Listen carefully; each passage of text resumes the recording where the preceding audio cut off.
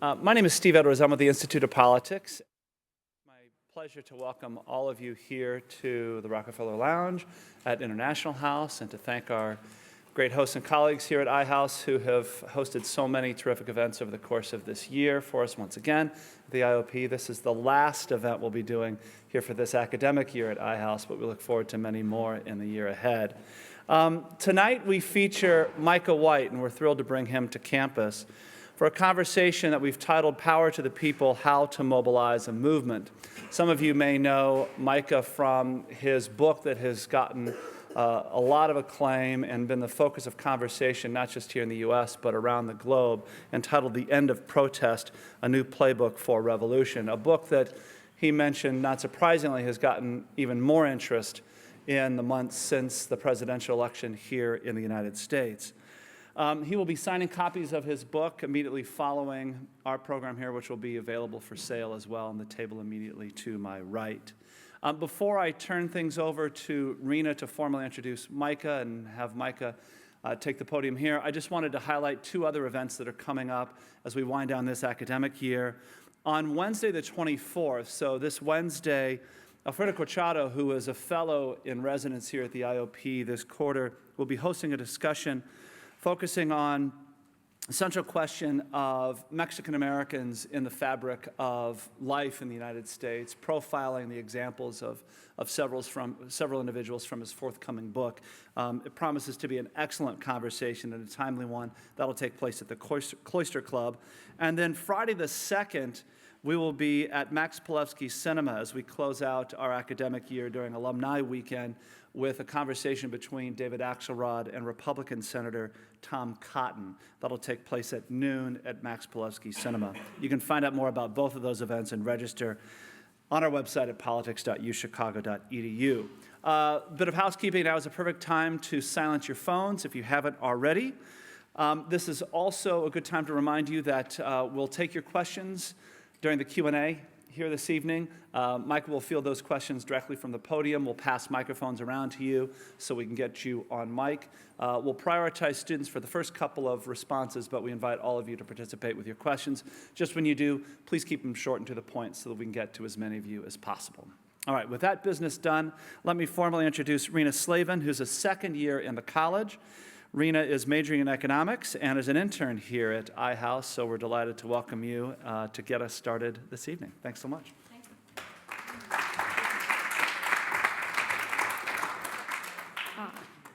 Good evening. My name is Reena Slavin. I'm a Global Voices intern, and it is my pleasure to welcome you to International House for tonight's event. Tonight, we are honored to host Dr. Micah White in partnership with the Institute of Politics.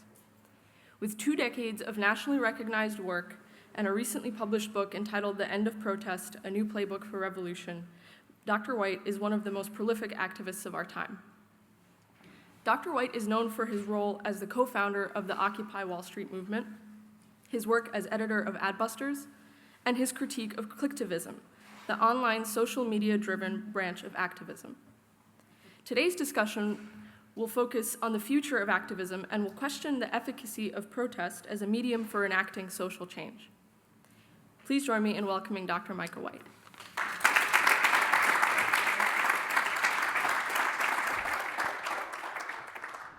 All right.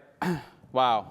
It's really awesome to be here. I just want to thank everyone to put it together. It's amazing, actually, how many different people I corresponded with to get here. So I want to thank Steve Edwards and Christine Hurley and Ashley Jorn, Alicia Sams, Mallory McClare, Matthew Jaffe, Lucy Little, and Reena. So and there was even more people, so I missed you, I'm sorry. So what I want to do is I'm going to give basically a lot of ideas about the theory of social activism and the future of protest, and then we're going to have a discussion. But before I get started, I just want to say something, and I always say this before I give a talk because I think it's really important, which is that I'm going to say some things that are going to make you uncomfortable, okay? I am not the kind of thinker who wants you to agree with everything I'm saying. So when you find something that's uncomfortable, though, don't run from that. Instead, I would take a note of it and I would research that, because in my own life, I've found that the ideas that make me uncomfortable somehow hold the key that we're looking for. So when you hear something that makes you uncomfortable, just go ahead and make a note of it. All right, let's get into it. Okay, so here we are. So first, let's talk about yesterday, the past of protest. Now, the essence of politics is, I think, captured in this quote from Rousseau. And we're going to talk about Rousseau a lot today because I think that Rousseau is probably one of the most important people for people to be reading right now. So this is from The Social Contract. This is like the most famous quote. I'm sure you've read it. Man is born free, and everywhere he is in chains. This is how Rousseau opens his book, The Social Contract. So what does this mean? This means basically I have a 19-month-old son. My son is born into a world whose laws he did not choose, but that he's forced to abide by. And we know that throughout human history, there have been laws that are unjust, that are wrong, that people have been forced to abide by. So the essence of politics is this kind of conundrum, which is that we're born free, but everywhere we are enslaved, we are in chains. And so the role of the activist is, how do you break out of those chains? How do you create social change in your lifetime? What's interesting when you start to think about revolution is that it actually is a unique social phenomenon that has strange characteristics. So one of the characteristics of social revolutions is that, first of all, they're one of the most complex, and what I mean by that is they involve millions of participants whose motives are sometimes secret, people who have lots of money and power, sometimes who will act differently than they are in their heads doing. Their motivations are unclear, so it involves lots of participants. They recur throughout human history. We have records, as you'll see in the next slide, we have records of social revolution that go back to the birth of civilization. So we know that it's something that humans do throughout time, or they're unstoppable in a certain sense. They almost always come as a surprise to both the participants and the founders. And they play some sort of important and necessary role in the kind of movement of human civilization forward. Like, we know that basically all of the freedoms that we enjoy today were the result of revolutions that were sometimes quite bloody. If you think about the American Revolution, extremely bloody conflict, the Civil War. It doesn't necessarily have to be bloody, but what I'm trying to say is that even though revolution comes with this horrible side, which is that they're painful, chaotic, and crazy, they're somehow necessary to human civilization. So when we talk about revolution, what revolution basically is it's a change in legal regime. It means it's a change in who's making the decisions that impact us. And this is a great quote from Trotsky. Trotsky's History of the Russian Revolution is probably the best book about revolutions. If you haven't read it, I was blown away when I started to read it. The guy has such a grasp. But I think the key thing here is he says that the key feature of revolution is the direct interference of the masses in historical events. Basically, and we're going to get to this later, basically large numbers of people involving themselves in how decisions should be made. That, I think, is one of the core concepts behind revolution. All right. So this is a great quote. This is the earliest known record of a revolution. This is from ancient Egypt. This is at least, it's scholars debate, but this is at least 3,600 years old. And you can see from this quote that he's lamenting, oh my gosh, the poor people have overthrown the king. This is crazy. So what I'm trying to get across to you is that revolution has been happening throughout human history, and it will continue to happen into the future.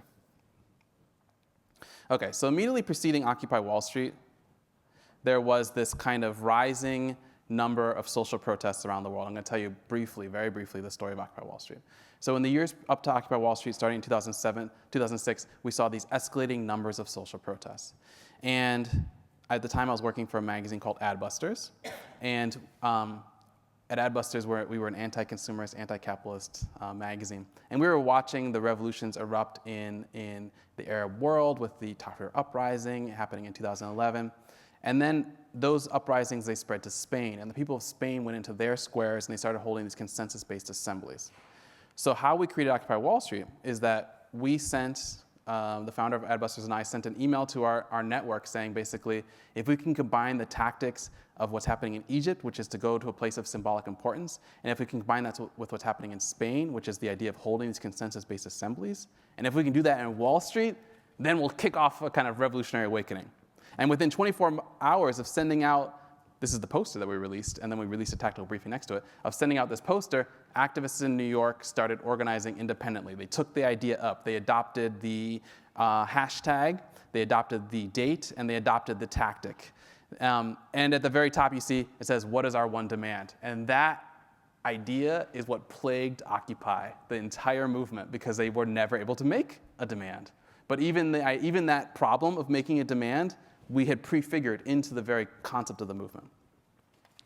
So this poster, I think, is really interesting if people, if you're an art historian. I mean, because if you look at it, I think it explains a lot about how you actually create a revolution, which is like, look at this thing. It's completely surreal. It's absurd. It's crazy. There's these people in the background are superimposed from a Greek protest. They have gas masks and sticks. It's a ballerina dancing on the Wall Street Bowl. It's completely like an imaginary space, but it worked to get people to occupy that mental space.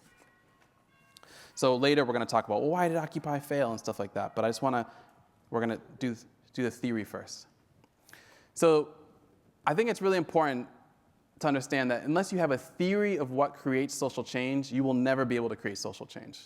This is a very strong quote from Lenin. Basically, without a revolutionary theory, there can be no revolutionary movement. And what we're trying to do as activists is create a theory of change and then test it out with our experiences. So I'm going to tell you the parable of the three pigeons in order to kind of like give you a sense of what I mean. Okay, so imagine that this is a kind of a true story. This actually is real. 3 different pigeons. Each pigeon is placed into a box, and in the box there's a lever. So when the first pigeon hits the lever, it gets food. So every time it hits the lever, it gets food. The second pigeon, whenever it hits the lever 2 times, it gets food. Okay, so it hits it twice, it gets food. The third pigeon gets food on random pecks. So it could be 3 pecks, 5 pecks, 10 pecks, 1 peck. It's completely random. There's actually no connection. Okay, so once the pigeons learn how to feed themselves, the scientist disconnects the lever from the food. So what happens? This is really interesting. What happens? The first pigeon knocks on the lever, doesn't get any food, knocks on it again, doesn't get any food, and stops knocking on it. Very rational behavior, right? The second pigeon, knocks on it twice, no food, knocks on it another 2 times, doesn't get any food, stops pecking at it. The third pigeon, though, what does the third pigeon do? It never stops pecking on the lever. Never. Well, why? This is a parable about activism, okay? The lever is protest, the food is social change, and the pigeons are activists. The third pigeon was unable to develop an accurate theory of change, and therefore it just kept repeating the same behavior endlessly. And it was ascribing getting food to its behavior, but actually there was no connection whatsoever. And this, I think, is 99% of activism. And I'm not trying to be down on activism, but this is our experience as activists, which is we go into the streets, we do certain behaviors that have been defined as protests. Nothing happens. We do it again. Something happens. Then we say it was us who did it. There's no connection in many times.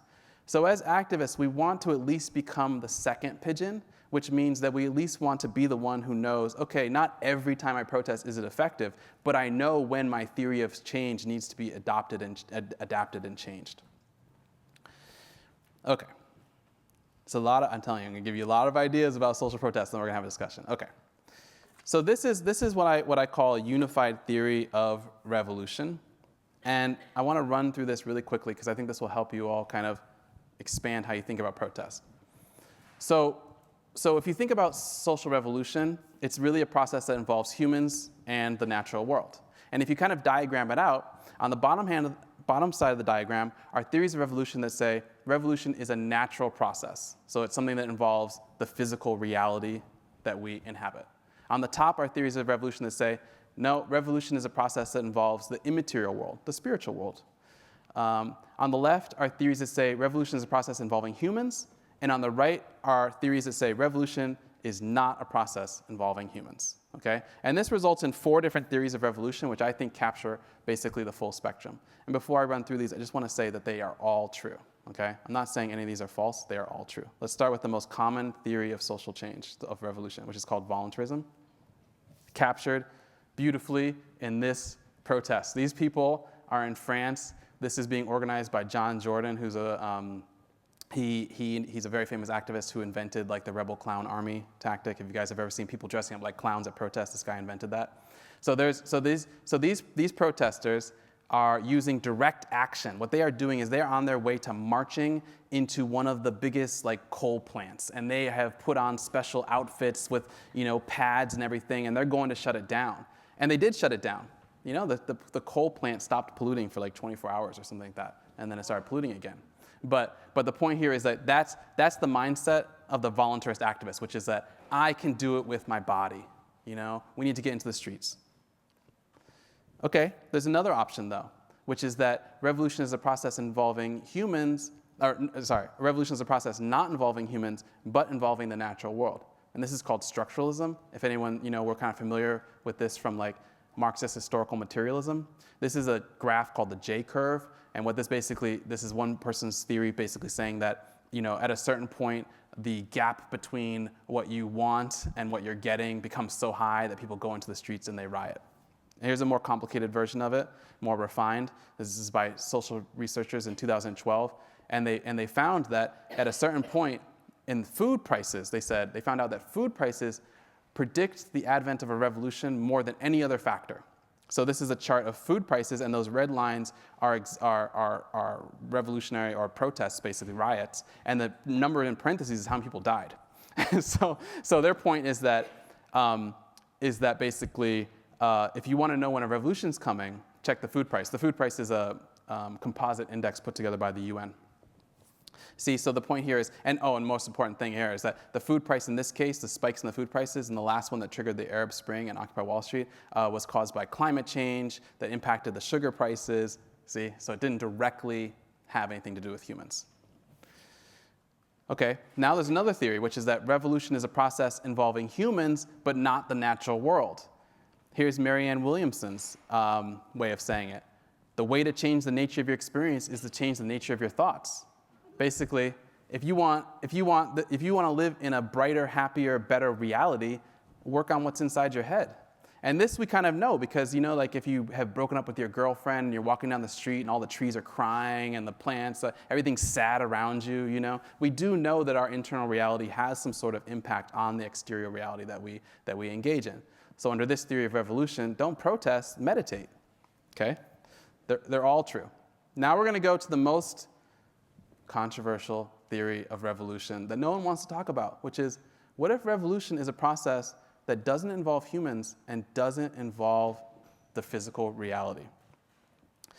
So the example, I don't even know if I'm going to have time to go through this whole example. This is called the Cairo, and basically, who knows what the Cairo is? Has anyone ever seen this symbol before? This is the most important symbol in the origin of Christianity. So basically what happened, very briefly, is that Constantine the Great, he was a rival emperor in 312 AD. He was going to march against his rival, and he looks up into the sky, and he sees this, the Cairo. And he has a dream, and a mysterious man visits him in that dream, and he says, if you put this symbol on your shields, you will win. And then Constantine goes to his advisors. They say, that was Jesus Christ. And then he wins the battle. Boom. He announces he's a Christian. Within one generation, Christianity was the only legal religion, and paganism was outlawed. That's after 300 years of Christian persecution. So here's an example of divine intervention. You can say, it didn't happen. Okay, fine. That's what you think. Let me give you another example. This is the sun on Occupy Wall Street, the day of Occupy Wall Street. So there's a Russian cosmologist in the early 20th century who did a whole analysis of sunspot activity.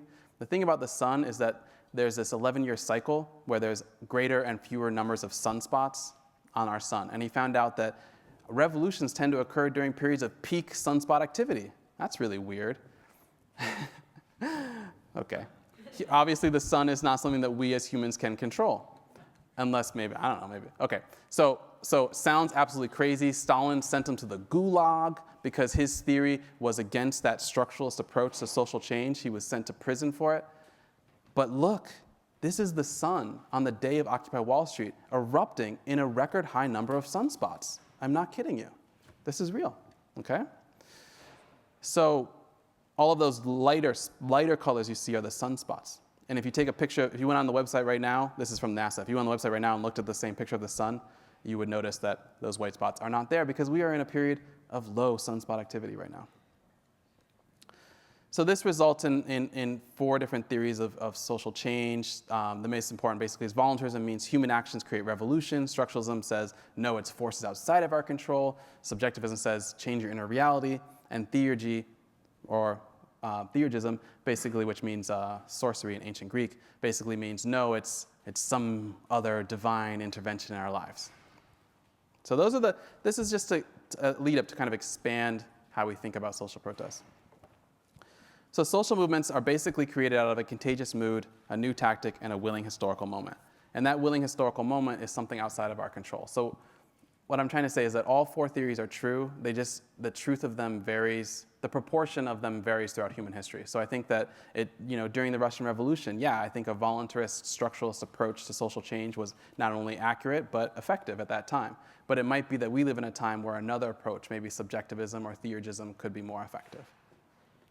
Okay, so let's talk about the future of social protest.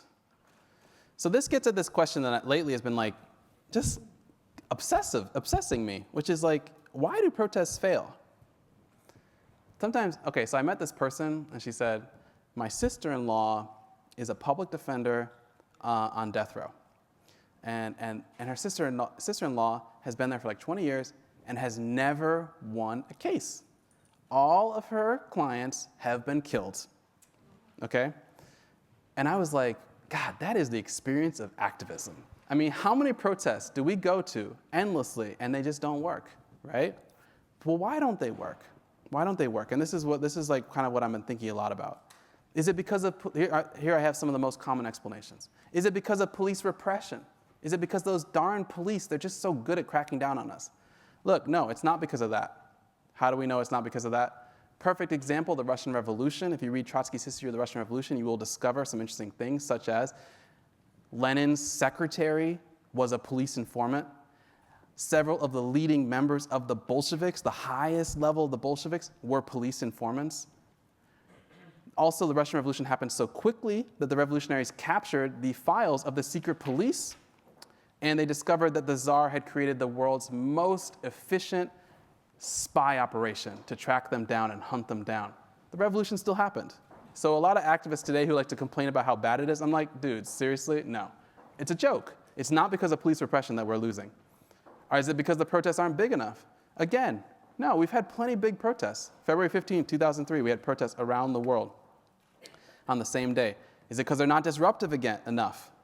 I'm not convinced. I think that we've been plenty disruptive. Black Lives Matter blocked a lot of traffic. I don't know how much more traffic we can block, literally, we did it all, right? Is it because of a lack of demands? Again, I think we really prefigured that and got that into people's minds with Occupy Wall Street. I think, we're getting somewhere. I don't think it's because of lack of demands per se, because we have the experience of the anti-war march of February 15, 2003, where the entire world, if you guys remember this, the entire world said no to the war. In every single city, in every single continent. War happened a month later. So even when you have a crystal clear demand, that's not quite it. Is it because of a lack of leaders? This is another thing that we hear. This one, I think, is sort of. It gets at what the problem is. It's not because of a lack of leaders per se. It's because of this concept of sovereignty.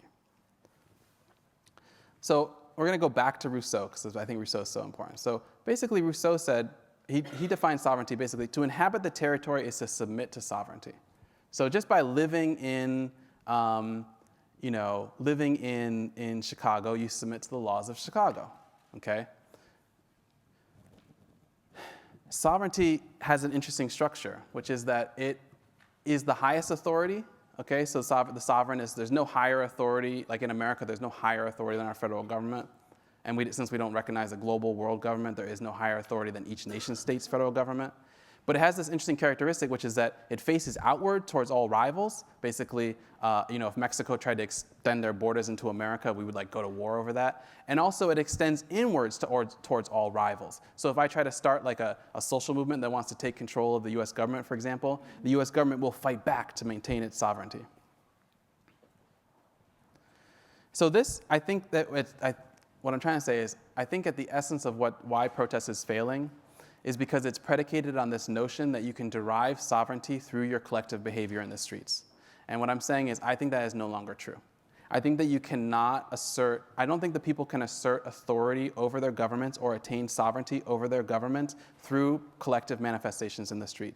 I think that they may have been able to do that in the past, but I think that basically sovereignty is dead, kind of in the sense that Nietzsche says God is dead. It was this beautiful notion that we would have some sort of power, collective sovereignty as the people, which is no longer true. And I think that it's probably been in decline for a long time. I think that if you look at the number of people who participated in important decisions over their government. It's dwindled over time. A really good example, like we know about ancient Greece, okay, they had direct democracy, but we don't think about the Roman Republic. I just started looking into the Roman Republic. This is very interesting. In the Roman Republic, the people voted on all laws before they were passed. Like, think about that. Any law that impacted the people, they voted on it. Not just like a representative, but like you, like act like me. Like, hey, we're gonna repeal healthcare. You now have to vote on that. You see what I'm saying? They had already lost the right to propose laws, but they had still had the right to decide on the laws. We don't even have that right anymore. So what I'm saying is there's been this collapse of sovereignty downward to the point where now there's only two ways to win sovereignty: win elections or win wars. So I think we should try to win elections. And this is, we're gonna go into the last section, and then we're gonna have questions. I think we need to, when I say win elections, what I mean is we need to take all the things that we're good at as social activists, which is we are so good at creating social movements, which I mean are basically we can get large numbers of people to do completely new and foreign behaviors they would never do before. Like with Occupy Wall Street, we convinced all these people to go into the squares, sleep in the streets, and use twinkle fingers to like talk about decisions. I mean, it's amazing, right? Or with Women's March, like they convince everyone, like all of a sudden go and march. So I'm saying is let's use that capacity of social movements to win elections. Okay, so there's some examples out there. If you guys want to dig into these, the best examples right now are coming out of Europe. Just like with Occupy Wall Street, we took tactics from abroad. Right now, this is what American activists need to be tuning into. 5-Star Movement in Italy, Podemos in Spain, Pirate Party in Iceland, and all three of which are social movements that have won elections. And the last one is DM25, which is they're the first ones to explicitly say we're going to be a pan-European, we're going to win elections in multiple European countries, but they haven't actually achieved that yet, okay? Let's talk about the 5-Star Movement. After the collapse of Occupy Wall Street, I went to Italy and I met with these two people. They're the co-founders of co-founders of 5-Star Movement. 5-Star Movement, the guy on the left, Beppe Grillo, he was a comedian on television who stepped down from that to become this other thing. It's a complicated story. Gian Roberto Castellano, though, is who I want to talk about. This is the guy who I talked to the most. He was, because he died, sadly, it's really sad, actually. He was this brilliant, eccentric, kind of like Silicon Valley guy. He had spent some time in Silicon Valley. He spoke English. His son was sent to like an English boarding school and stuff like that. Very shadowy, did very few interviews. But what he built was an apparatus for making collective decisions. That's what he did. He created a software platform for the 5-Star Movement's members to make decisions together. And you would actually send them like your driver's license, and they would because it's a merging party and movement, so they would actually like know everything about you, your profession, and this kind of stuff. And then they would have votes on important issues. So the 5-Star Movement, each star stands for something, but the most important thing to realize is that they're an anti-corruption party. In Parliament in Italy, if you have immunity, so there's a lot of criminals in Parliament, people who they just know that they're criminals, but you can't arrest them. And so their platform was basically, let's arrest these people. And so I'm going to give you a case study, because as soon as we start talking about electoral politics, I want to make clear how we're talking about something that's a little bit different, okay? So this woman, she's a lawyer. She's a 5-Star Movement member. She won the mayorship of Rome, okay? Super big deal. We're talking about a social movement. They call themselves a movement who's winning major positions. 2 months after she gets elected, turns out, major corruption scandal. Her number one right-hand man was somehow getting money for access, okay? Huge problem for an anti-corruption movement to find out that their most famous candidate is possibly corrupt. So what happened? And what happened, I think, is going to distinguish in your minds very clearly what I'm talking about here. What happened is that they didn't deny it, okay? Within 48 hours, the movement issued a press release, and it said, we're an anti-corruption party. We can't tolerate corruption in our party. From this point forward, all important decisions will be made by us, not her. You see what I'm saying? They took decision-making power back from their own candidate. This is the brilliant move. This is amazing. And she didn't protest. She was like, okay, that's great. I understand, because this is bigger than me. So what I'm saying here is the 5-Star Movement, and what we need to import into America is this idea that the movement should make the important decisions, not not charismatic single individuals, whether it's Donald Trump or Bernie Sanders. What unites Donald Trump, Bernie Sanders, Hillary Clinton, Elizabeth Warren, all of those people, is that they believe that they should make the decisions. That's the old way. The new way is the five-star movement. Five-star movement is extremely controversial because their members voted to join a few years ago. They allowed their members to actually make important decisions. And one of those decisions was, in Europe, they have a European Parliament. And so they had to decide, are they going to join a coalition? The members voted to join the UKIP, which, as you guys know, but they're like an anti-immigrant, racist, but that's what the members chose, and that's what happened. A couple months ago, the members chose, you know what? We're not Eurosceptic anymore. We're not kind of like these racist anti-immigrant people. Now we want to join the liberals. And they voted that, and the liberals were like, the liberal coalition of multiple countries, when they heard about it, were like, no, you can't join us. And so they're neither left nor right. This is why people hate the five-star movement and why I love the five-star movement, is they don't fit into any camp. I think it's quite brilliant. So I was going to talk about my experience in Nehalem, but basically I tried to create I ran for mayor I live in rural Oregon, and I tried to run for mayor, but instead of running for mayor, like vote for me, I created something called a People's Association. And the idea was you get together before each city council meeting and come to collective decisions, and then if I were elected mayor, that's what I would do. I lost the election, but it was a really interesting experiment, and we can talk about it later in the questions and stuff like that. So basically what I'm trying to get across is what we need to do is revive sovereignty by giving decision-making powers to the largest number of people. The challenge there, though, is that we don't know how to make complex decisions together as people. Okay, so final thoughts, and then we're going to go into questions. I think that what I'm noticing is when I research more into the history of sovereignty is that one of the things that we can do as activists is we can demand the revival of earlier forms of democracy. And that seems to be a way to trigger a kind of revolutionary moment. So this was used very successfully during the English Civil War, is that all of a sudden the parliamentarians were like, we want to have a parliament again. And it had been like years. And then it was used, most famously during the French Revolution, where they basically reinstituted a kind of parliament that hadn't met in like over 150 years. Okay, so what I'm saying is that there's some capacity for us to kind of say, look, we've had greater democracy in the past. Let's revive that. But still the biggest challenge is how would a social movement make complex decisions together? And then the last kind of wild thought that we can talk about if you're interested is that I think that one concrete thing that we can do is that if you look at, for example, the most basic requirement, if we tried to imagine a social movement that was going to win elections across America, the most basic requirement would be to get onto the ballot, which requires about 1 million signatures. The Green Party in 2016 was unable to do this. I think that's hilarious. I'm sorry. The Green Party wasn't on all 50 state ballots because they're unable to collect enough signatures. 1 million signatures. How many people participated in the Women's March? You know what I'm saying? It's like if we reconceived that we are not just getting together to march aimlessly in the streets, but while we're there seeing our best friends, we're also gathering signatures for our movement to get onto the ballot, we could probably collect 1 million signatures in like 24 hours. I just don't even see the challenge. But it has to do with reconceiving that, Like, we could have walked away from the Women's March with a women's party on all ballots. Like, it wouldn't have been that hard. So those are my final 3 thoughts, and that's a very quick kind of theory of social protest and where we're going. And now we're just going to take your questions, and there's a microphone going around somewhere. So if you have a question, just raise your hand. I call on you, and there we go. Thank you so much for listening.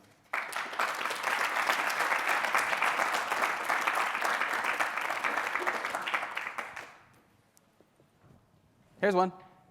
Arguably, the third-party movements have managed to hand the elections to the people who were furthest from them, such as Nader. Mm-hmm. No question, he gave it to Gore. One could even argue that he was funded by the Bushes.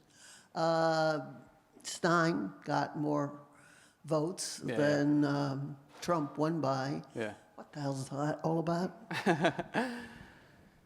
Look, I know. I mean, the problem is as soon as you start to talk about, so I've been a social activist since I was 13, okay? And so I was protesting in the streets, I've been arrested, I've done it all, went to Palestine, did all this kind of crazy stuff. But then as soon as you start talking about electoral politics, it's like we just fall into these patterns of thought. And one of the biggest patterns of thought is like, well, any third party is gonna give complete power over to the other opposition. But let me just paint a different picture for you, okay? Because I think it could happen a little bit differently. I think it's really important to not think about it as a party, think about it as a movement. And here's what I mean. So Occupy Wall Street, very concretely speaking, Occupy Wall Street started on September 17th, 2011. Now, unfortunately, it was not an election year. But had it been an election, Occupy Wall Street lasted from September 17th until November 15th. That would have been when we were having an election, okay? So had there been an election at that time, Occupy Wall Street could have swung it. That sounds ridiculous, but look at the last election that we just had. Everyone said third party's impossible, third party's impossible. And then like 2 weeks before the election, FBI director comes out with the memo scandal. And all of a sudden, it swings back towards Trump. But had there been a third option, a legitimate third option, a social movement option at that time, protesting in the streets saying, vote for us, we're ready to govern, we can make complex decisions together, it will be better. They would have gotten the votes. So what I'm saying is it's like, you have to be, in this sense, you have to be fearless and build it, because I think that, like the theurgy, like there are circumstances outside of our control that could hand us victories if we were ready to be there, you know? So I just think like, I'm not convinced. I think that I do imagine a social movement that once it cracks the code about how to make decisions together, and we're seeing people in Europe do that. I mean, Five Star Movement does actually make decisions together. Whether or not you agree with their decisions, at least like when you join that, you are actually making important decisions. So if we crack that code, I do think that, that we would just win. I think we would win. I do. Just as surprising, I mean, Donald Trump, and I think is a real validation for what I'm saying, because he spent less than the other candidate, which we thought was impossible in order to win. He didn't have any political experience. I mean, in a certain sense, he validates what we're talking about, so. Yeah. Oh, wait, hold on, the microphone's coming your way. From a functional and pragmatic perspective, Yeah. Can you detail how you would have everyone involved in the movement making decisions? No, I can't, because that is the fundamental problem that we face, right? So I think that, I mean, I can tell you, like, the Five Star Movement, they have a platform called Rousseau, named after Rousseau, and all of the, so one way of looking at it is that in American context, we have what are called open social movements, which is that anyone can join them, anyone can claim to be a participant. You can even claim to be a founder if you want. You can walk down the street and be like, I'm Black Lives Matter, I'm Occupy Wall Street, I'm the Women's March, whatever. But you could be the enemy, let's put it that way. Like a lot of people went to Occupy Wall Street assemblies and then like disrupted them, and at the same time claiming they're members of the movement. So that's an open social movement, that's what we have in America. But the Five Star Movement it's like a closed social movement, which means that there's actually a vetting process, okay? So when you join the Five Star Movement, they know your ID, they know your name, they know your profession. And so I think that it allows them to make decisions amongst themselves. I think that part of it has to do with this. The prerequisite seems to be this challenge of how do you say who is and is not part of the movement? So the Five Star Movement, what they'll do, which is really controversial and people don't like it, is they'll kick people out of the movement. Okay? They'll say like, no, that's not the values of our movement. That's not the principles of our movement. In fact, the values and the principles of the Five Star Movement are like copyrighted and like, you know, like it's like completely the opposite of the Occupy model, which not only no one knows this, but the US Trademark Office ruled that no one can trademark Occupy Wall Street. Okay? So it's just further validation for this idea that we can't define our movements, you know? Like Black Lives Matter. The reason why Black Lives Matter doesn't really exist anymore is quite frankly because they were advocating a form of protest that's broken, disruptive street marches. And then what happened? People stopped believing in it, and two people went and shot police officers. Okay? And there's no way for Black Lives Matter to say that person's not part of our movement, you know? Because they were a part of the movement. Anyone who believes in Black Lives Matter. So what I'm saying is, the prerequisite to making complex decisions together as a group seems to be kind of figuring out this hybrid model of being a closed social movement. And then the second seems to be some sort of internet voting. But again, like, no, there is not an easy answer to that question. And that's where I think activism needs to be figuring out. So what we tried to do in the People's Assembly is, I mean, in rural Oregon, there's only 280 voters, so it's much smaller, smaller scale. So one option would be to start in rural communities. But I have a feeling that it'll be like a kind of like, someone will crack the code and it'll suddenly spread very, very quickly. Because once it's effective, it'll be very quick. But yeah, we're still in the kind of early stages of figuring that out exactly. Yeah. We have a question over here? Yeah.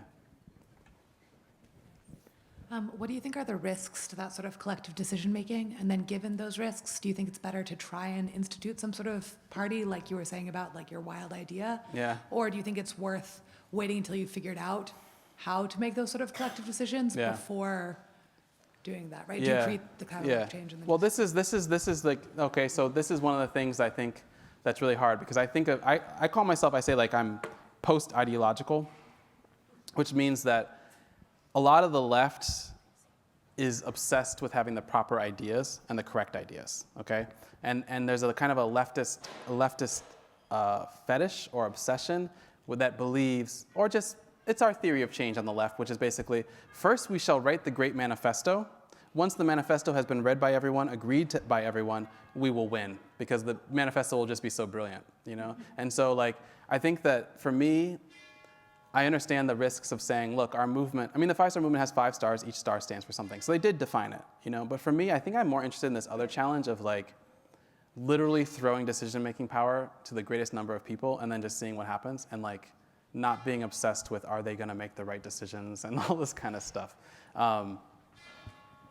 But it comes with a lot of risks, you know? But I have this kind of innate, I guess I believe in democracy. I guess I believe that if given the option, if the largest number of people were involved in the decision-making process, the decisions would be good for us. Another way of looking at it is, this is a really important topic for Rousseau's The Social Contract, and the way that he looks at it is that he basically says, look, so the sovereign, which he defined as this kind of force manifesting out of the collective decisions of the people, that force is binding on all people. Why? Why is it binding? For him, it was binding because any decision that group made would be made by people who are like the people who will be affected by the decision. You see what I'm saying? So like, so even though I might not, no, but listen, this is his argument. So what he's saying is that the assembly would never be able to, and this is why people say he's an authoritarian, but I'm saying there's something interesting about here. He was saying the assembly, for example, would never vote to remove all immigrants from their community, because immigrants would be involved in the decision to remove all immigrants from their community. They would say no. You see what I'm saying? So right now, I think one of the reasons why we don't like, and actually if you search like about democracy, like quotes about democracy, it's all anti-democracy quotes. We actually are an anti-democratic society. Because what I'm saying here, so what I'm saying is that they wouldn't be able to decide things that would, the assumption would be they wouldn't decide things that would negatively impact themselves. This is what Rousseau believed. And so, I don't know, that kind of makes intuitive sense to me. But maybe not. Maybe they would, maybe they're sadists. Maybe, I mean, I know, in the Nazi regime, there were certain Jewish members and all this kind of stuff. But I think overall, given the choice. There's a question right here. This woman has a question. Yeah, but maybe you want to add something before, because I will change the subject. Oh, okay. If that's okay. If that's okay? Yeah, sure. To proceed. Okay, but then we'll go back to you. I will change. Yeah. That's very kind of you. Thank you very much. Yes. Just commenting on what you were saying about how people would vote in their best interests Yeah. or would participate in their best interests. Yeah. Didn't we just see the opposite of that with election of Trump, particularly in rural parts of the U.S., particularly in the South, where, and part of that obviously came from a lack of awareness and education about the topic, but people who are for example, people who benefit from the ACA voting for Trump and against people who were against the ACA, even though they were the direct beneficiaries of it. No. Again. Look, this is one of those figures of thought that the left is really interested in, which is that why are those people voting against their interests? Clearly, they need to not vote in this. What I'm saying is, these are the fears and suspicions that we have about democracy. I think that the people who voted for Trump were voting in their best interests. Okay, I'll give you a story. This is true. I went to do a book signing in Arcata, California, which is a traditionally considered liberal bastion.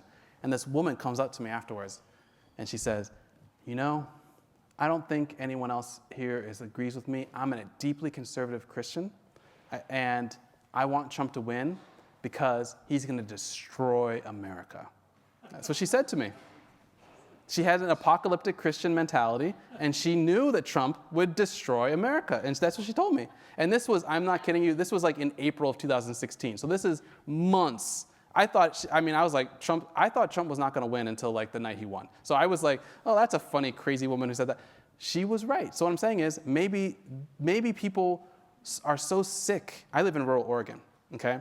And maybe people are so sick of y'all city dwellers with your money and your buildings and your houses that they want to destroy you. And that's why they gave you Trump.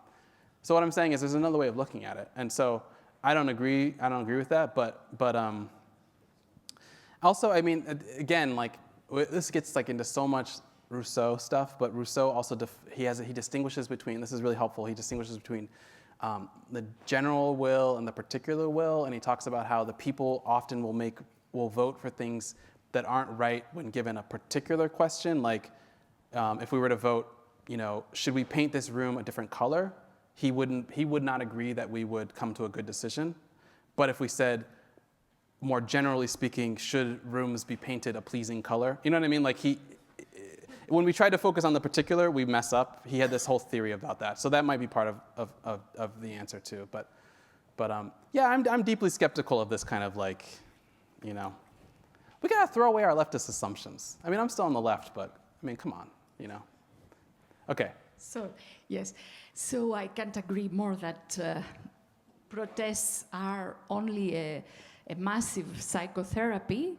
And yes, that's the truth. Unfortunately, being a Greek, I have participated since I was 14, so for 40 years, in too many protestations without an outcome, without a result.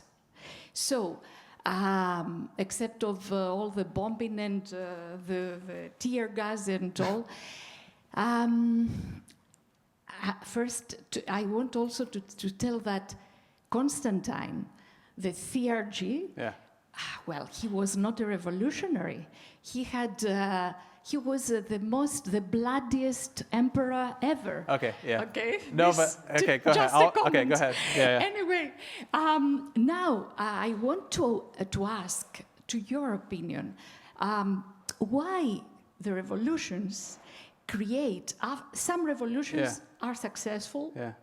Why do they create, again, new chains for the people? Oh, that's such a good question. Yes. Okay, first I want to say something about Constantine, though, because I just went to this Christian conference, and I was up there talking about activism stuff, and it's so funny because it's a Christian conference, and they hate Constantine. They hate him because he was a state builder. He was, so every time, Constantine's he's like, what? But then it's like, but there wouldn't be Christianity without Constantine. It's amazing. I don't know. It's like hating So even if you don't believe in Constantine, though, there's still the example of St. Paul, who also had a dream of Jesus, also had a conversion.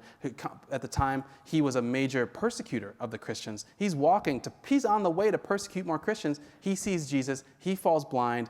Da-da-da-da-da. Christianity also prospers because of that. So what I'm saying is there's still theurgistic elements, even if we hate Constantine. Now, this other question, though. See, I should have put that on there about the characteristics of revolution. This is something that revolutionaries have identified as a very troubling fact about revolution, which is that, speaking in terms of sovereignty, revolutions tend to overthrow sovereignty and institute an even more gripping form of sovereignty. And I think that the answer to the question is it has something to do with how human civilization moves forward. It's like this really weird process. Yes, but no, Camus has observed this. It's common. It's common to believe, to realize that, for example, the police. A lot of times we think the police are so evil. Someone told me, the police were invented to catch slaves. And that's not actually true. The police were invented by the Russian Revolution. That's the left invented the police to keep their revolution alive. And if you read Edmund Burke, he'll say we don't want the French Revolution to come to England. Then we'd have police. It's amazing. So what I'm saying is, the revolution tends to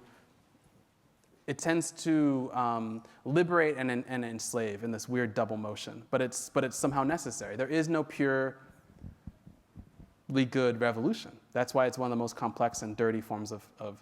But we needed the French Revolution. We needed the American Civil War. We needed the Russian Revolution. We needed all of these things in order to move forward. So.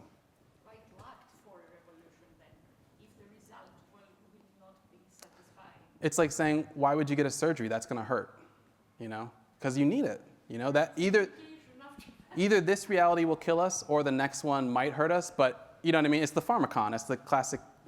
Okay, so, how many questions can we have? We have time for 2 more questions. 2 more questions. Okay, go ahead. All right.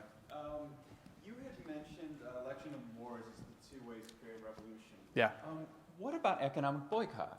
You look at something like the civil rights movement. I think that type of coordination along with the mass movement did so much. Yeah. And especially right now, Yeah. there's such an opportunity for you. I mean, you got Rex Tillerson, the former CEO of Exxon, so they're kind of like these X's on foreheads, you might say, from an economic perspective. Yeah. I think that. So I'm just curious your thoughts on that.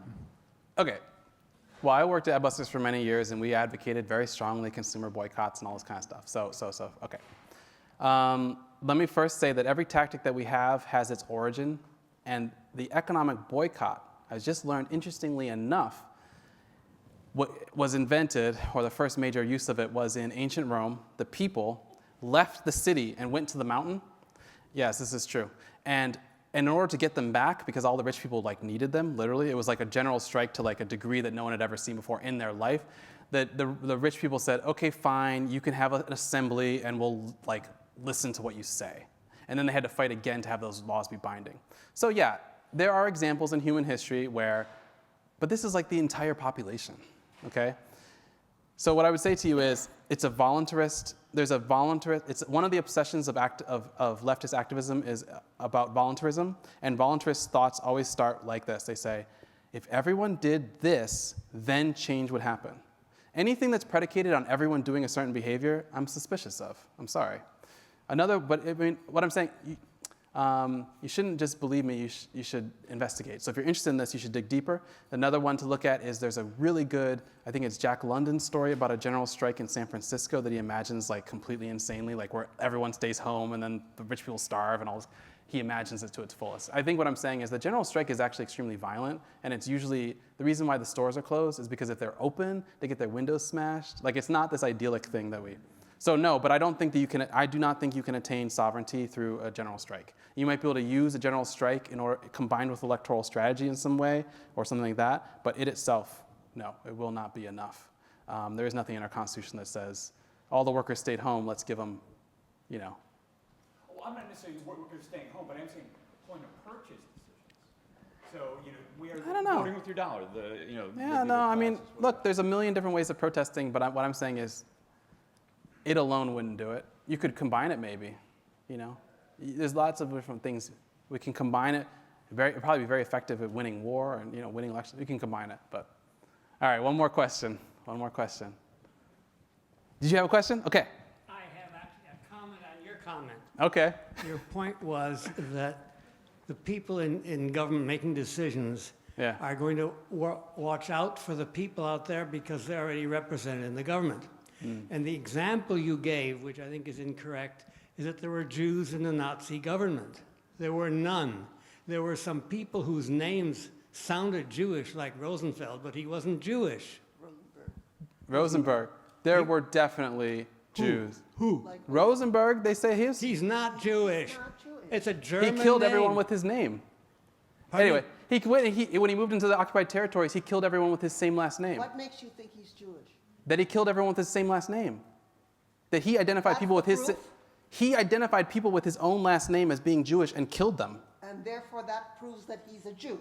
It would indicate something strange is going on in his psyche. Well, Something strange going on in your psyche. Okay, well, I'm not trying to say that, I'm not attacking Jewish people or anything. What I'm saying... Aren't you? That's exactly what you're doing. I'm sorry. If that came off of people thinking I'm trying to attack Jewish people, I'm absolutely not trying to attack anyone who's Jewish.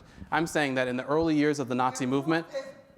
Okay, I understand. What I'm saying is that in the early stages of the Nazi movement, many people were joined to the movement who its later manifestations were against their best interests. That's all I'm saying. And obviously, the Nazis were bad. I'm not in favor of that. But I'm saying a lot of good people were drawn into that movement in the early stages because of what it promised them. Names. let's hold the conversation at this moment because we're at the last bit, but we can continue it over here as Micah signs copies of his book as well. And for anybody else who wants to continue the conversation with Micah is able to do so. I want to thank you very much for your time. Thank you for your good questions and everybody else here. Thank you all so much for being here, and we hope to see you again on Wednesday night at our upcoming event with Alfredo Corchado. Thank you all again. Thank you.